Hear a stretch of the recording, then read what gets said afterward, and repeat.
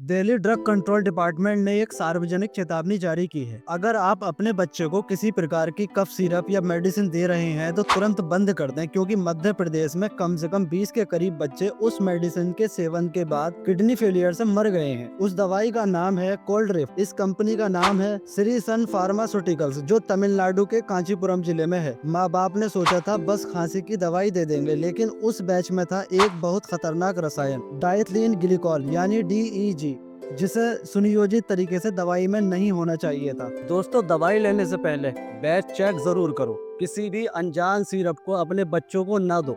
ये सिर्फ सुझाव नहीं, जरूरी चेतावनी है।